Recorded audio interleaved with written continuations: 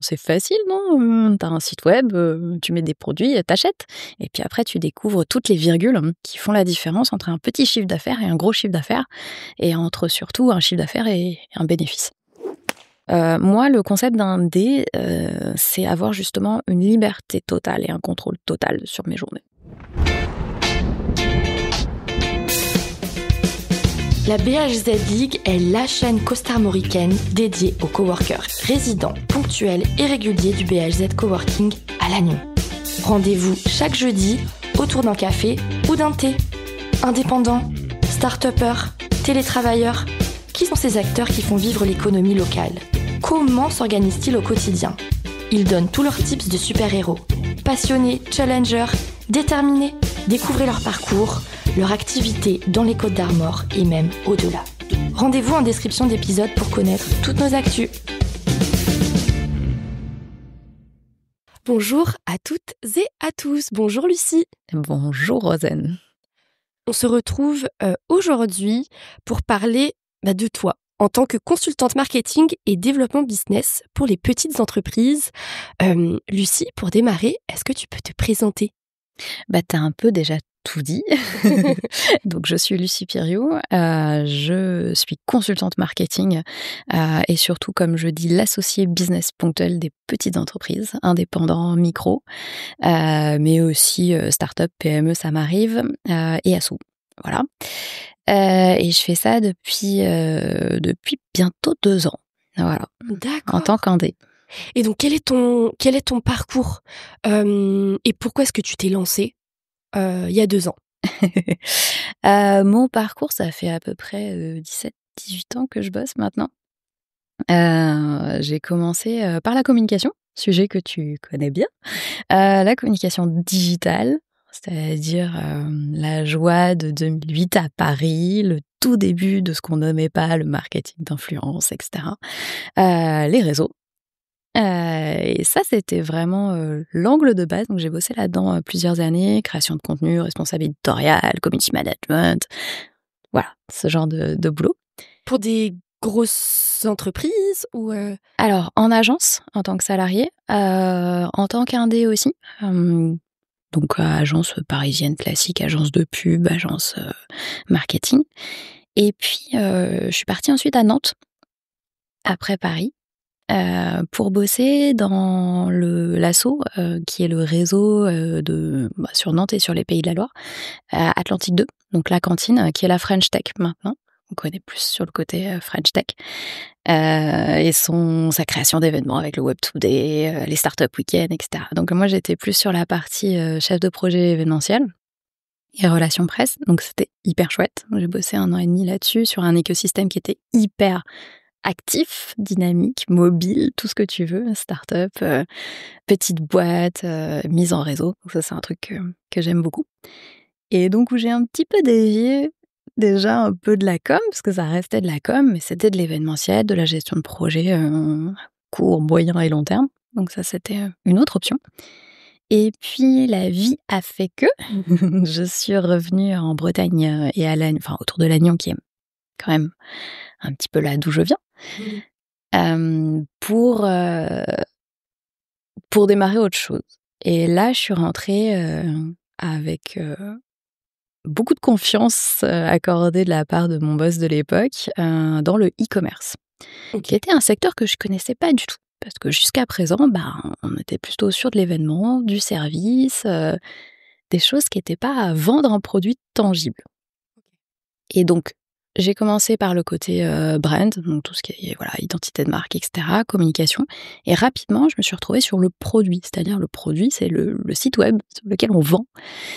Et puis, c'est toute la partie marketing produit que j'ai découvert, marketing digital, l'acquisition, la conversion, etc. Et donc, pour finir, plus responsable de la conversion, justement, sur le site, sur des marchés très différents on va dire sur le marché européen, c'est-à-dire qu'on avait 5 produits phares, on avait 5 pays phares, donc des ouvertures, et puis un mix un peu sur du digital, toujours, le site web c'était le principal, mais aussi de temps en temps des pop-up stores, des boutiques, etc. Donc là, j'ai appris autre chose. T'as repris le tunnel de vente et tu t'es dit comment est-ce que j'attire les clients et à quel moment? Alors reprendre le tunnel de vente, au départ, tu te poses pas forcément la question parce que tu te dis: «Ben, c'est facile, non? Tu as un site web, tu mets des produits, t'achètes». Et puis après tu découvres toutes les virgules qui font la différence entre un petit chiffre d'affaires et un gros chiffre d'affaires et entre surtout un chiffre d'affaires et un bénéfice.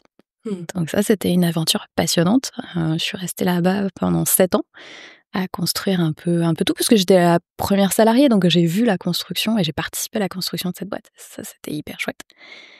Ça s'est terminé en 2020 puisque j'avais un peu fait, pas le tour de la question parce que j'aurais pu continuer, mais j'avais envie de voir autre chose. Bon, c'était pas la période la plus géniale pour, un peu, descendre du bateau, mais ça a été instructif aussi, et je me suis mise plus, à mon compte à cette période-là aussi, mais c'était quand même une période un petit peu compliquée pour tout le monde, je pense, de s'orienter, de me réfléchir, stratégiquement à un produit, à comment tu vas te vendre en tant qu'indépendant, et cetera. Et j'ai repris ensuite un boulot parce que j'ai eu une opportunité ultra chouette pour, une créatrice qui voulait switcher des boutiques au digital. D'accord. Donc ça, c'était hyper intéressant aussi comme sujet. Donc en fait, en avançant sur ce sujet, je me suis dit: «Il y a quand même un fil un petit peu conducteur là-dedans». Et moi, j'aime bien les fils conducteurs.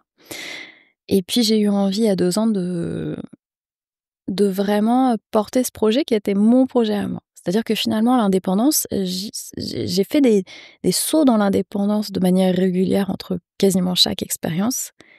Et je me suis dit: «Bah, en fait, au lieu de le prendre un peu comme des périodes transitoires, de bosser en tant que prestat et de reproduire finalement mon côté salarié, mais en extérieur, j'avais envie de développer quelque chose qui me ressemble davantage». Donc voilà, donc là, j'ai un petit peu plus réfléchi à mon propre produit, c'est-à-dire quand on est indé, son produit, c'est soi-même. C'est soi-même, mais bien sûr. Voilà, exactement. D'accord. Donc c'est pour ça que je me suis lancée. OK, hyper intéressant. Et dans le prochain épisode, la semaine prochaine, on creusera un petit peu, alors ton parcours là, tu nous l'as quand même super bien détaillé, mais on creusera un petit peu le pourquoi, et cetera. Avec plaisir. Est-ce qu'on peut te demander quel super-héros ou héroïne te définit le mieux? Alors, je sais pas s'il y a la caméra, mais c'est évidemment Batman, quoi. Enfin, je suis désolée, je suis en noir, Alors c'est parfait. Et puis, qui n'a pas rêvé de la Batmobile, quoi? Honnêtement. Pour les auditeurs et auditrices, oui, Lucie est habillée, tout en noir aujourd'hui. Pas qu'aujourd'hui. Jusqu'au maquillage aussi. Pas qu'aujourd'hui. Non, blague à part, on en parlait tout à l'heure, c'est vrai que j'ai pas forcément de phénomène d'identification à des super-héros ou super-héroïnes. C'est moins mon truc. Ça a jamais été trop mon truc, de l'enfance, donc tu vois, je suis pas affiliée à ça. Et puis, je trouve que s'identifier ou en tout cas se retrouver complètement dans une personne, qu'elle soit fictive ou réelle, est un truc qui me gratte un peu. Un truc que je trouve un petit peu, pas dangereux, mais un truc qui me parle pas, en fait. Voilà. Je te rejoins complètement. Je pense qu'on peut s'inspirer, des uns, des autres ou de certaines figures, mais peut-être que, s'identifier complètement, oui, ça peut être un petit peu, alors pas bizarre, mais et encore que, je pense à cette fameuse figure, tu sais, on parle de, alter ego, Mmh. qui permet justement soit une célébrité ou quelqu'un qui pourrait nous inspirer pour, soi-même tendre vers une meilleure version, de soi, ou en tout cas une version inspirante. Est-ce que ça te parle plus, alter ego, que finalement super-héros ou super-héroïne, vraiment? Non, parce que moi, j'ai tendance à voir les choses de façon fragmentée. C'est-à-dire que tu vas piocher des choses qui te parlent, chez les gens, chez les choses, dans les contextes, ce que tu veux. Heu, S'assimiler totalement à une figure, pour moi, est un peu étrange parce que le jour où tu dois, rejeter pour une raison ou pour une autre, parce que tu apprends quelque chose sur quelqu'un qui te plaît pas, parce que l'angle, le chemin qui est pris ne te parle pas, là, c'est hyper difficile. C'est hyper compliqué parce que tu te rejettes toi-même. Et puis, il y a une autre chose aussi, c'est que tu développes pas forcément ton esprit critique. C'est pas, se dire: «Ah, il y a forcément quelque chose de négatif dans quelqu'un». Peu importe. Enfin, c'est pas le propos. C'est se dire: on peut prendre des très bonnes choses partout. Oui, c'est ça. mieux le voir dans ce sens-là. Quelle est ta journée type, si tu en as une? J'en ai absolument pas. Et c'est un refus total. Et je trouve que quand on est indé, avoir une journée type... Alors, si tu as besoin de... Enfin, je dis ça c'est pour moi. Si tu as besoin d'une journée type et d'avoir une routine, je suis complètement OK avec ça. Moi, le concept d'indé, c'est avoir justement une liberté totale et un contrôle total sur mes journées. Donc, j'ai pas de journée qui ressemble à une autre. Je sais quand je suis productive, donc tu vas plutôt me voir le matin, en général. Parce que l'après-midi, je suis comme les chats, je suis comme les poneys, je dors après le déjeuner. Non, je plaisante. Mais voilà, je suis moins productive, je fais des choses qui vont être plus routinières, avec moins de réflexion, etc. Mais en général, les trucs un peu stratégiques, je les cale le matin. D'accord. Et donc, comment est-ce que tu as connu le BHZ? Nous, on t'a rencontré l'année dernière, en fin d'année dernière. Ouais. Comment est-ce que tu as connu les lieux? Tu venais donc accompagner, vous êtes venus à 2 avec ton conjoint. Et là, pour le coup, vous veniez des journées entières, ouais, si je ne m'abuse. Donc ça dépend des semaines, donc ça rejoint cette notion de liberté et de contrôle, en tout cas d'organisation de ta journée. Mais en fait, au-delà des journées, c'est peut-être des semaines et plutôt des mois entiers qui vont aussi au gré des demandes clients. Enfin, comment... Tout à fait. Comment est-ce que tu t'organises et comment est-ce que tu as connu le BHZ? Ok. Alors, comment j'ai connu le BHZ? Déjà, je cherchais un espace de coworking parce que je cherchais un bureau. C'est-à-dire qu'en revenant ici, après 5 ans de vadrouille un peu partout en France, on n'a pas... Là, on est en recherche immobilière, comme beaucoup. Et puis, j'avais envie d'avoir un endroit... Donc, l'hébergement n'est pas un souci, mais j'ai pas vraiment un bureau au sens vraiment bureau. C'est-à-dire là où tu te focuses totalement. Et ça, j'ai besoin quand même. Et du coup, je recherchais aussi un espace de coworking parce que c'est quelque chose que je connais, puisque la cantine Atlantique 2, etc. à Nantes, on gérait un espace de coworking, donc forcément, je connais un peu les ficelles. Et j'avais envie de retrouver ça. Et puis, c'est toujours chouette de bosser un petit peu en réseau. Et avec, toujours, tu parlais d'organisation, il y a toujours un moment où, en fait, moi, j'ai besoin d'un moment où je vais être toute seule. Donc le côté réseau, prendre un café, autant j'adore, autant il y a un moment où j'ai besoin de me focus à fond. Et du coup, il y a des moments où même l'espace de coworking va être un atout ou un frein. On parlait d'esprit critique tout à l'heure, peut-être que c'est un motif aussi. Et c'est pas et c'est prendre cet intérêt là. Et puis on a trouvé parce que vous êtes bien référencé quand même. Donc voilà. Et puis on avait un ami et ancien associé de Thibaut et avec qui j'ai bossé aussi, Benjamin, qui nous a recommandé l'espace. D'accord, parce qu'il était déjà venu à plusieurs reprises. Parce qu'il connaissait le créateur de l'espace. D'accord, il connaît Patrick. Voilà. Super, ok, d'accord. Donc voilà, Lannion, c'est un petit réseau, donc ça se fait vite. Et tiens, en parlant de réseau, est-ce que tu aurais une anecdote professionnelle à nous partager? En parlant de réseau? Oui. Avec un partenaire, avec un client.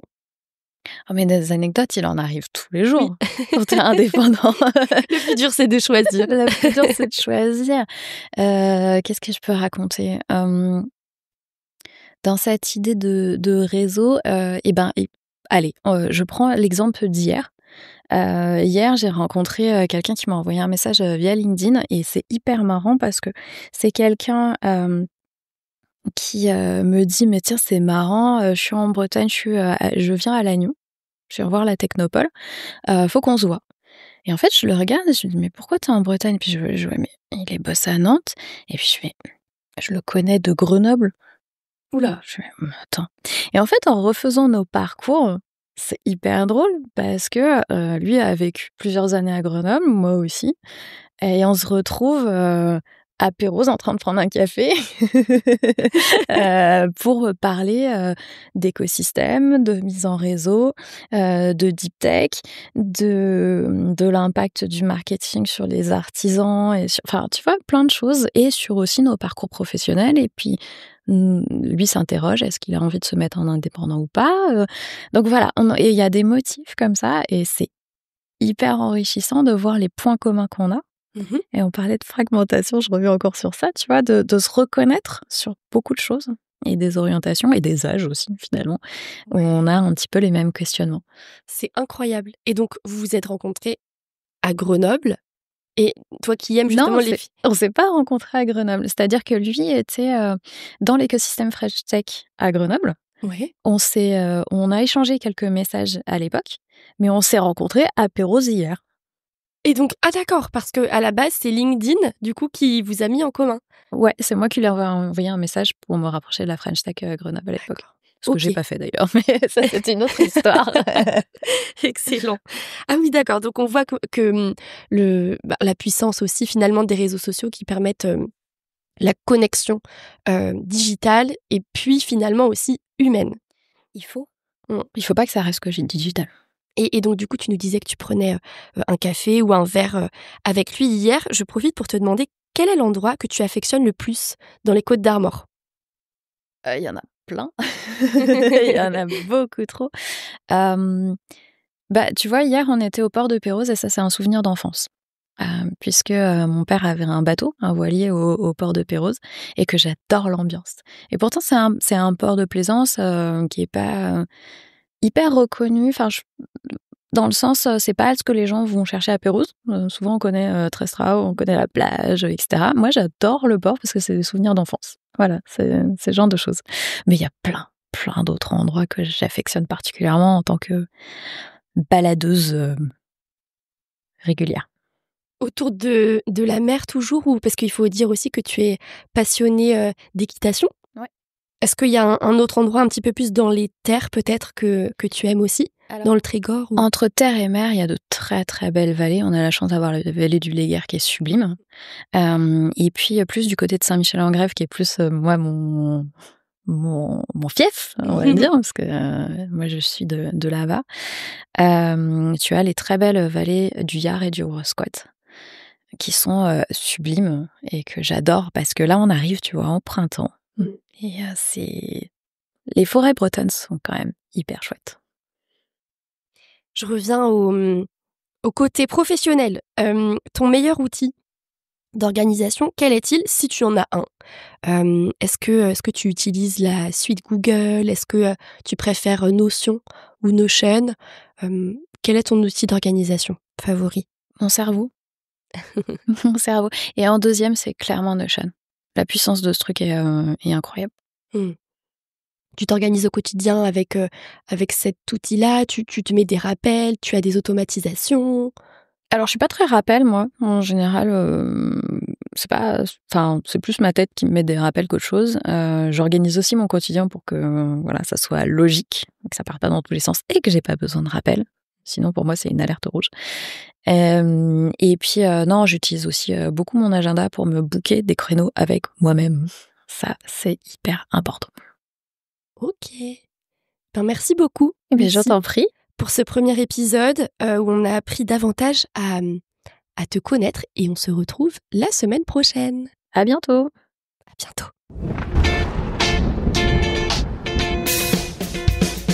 Merci d'avoir écouté ce dernier épisode.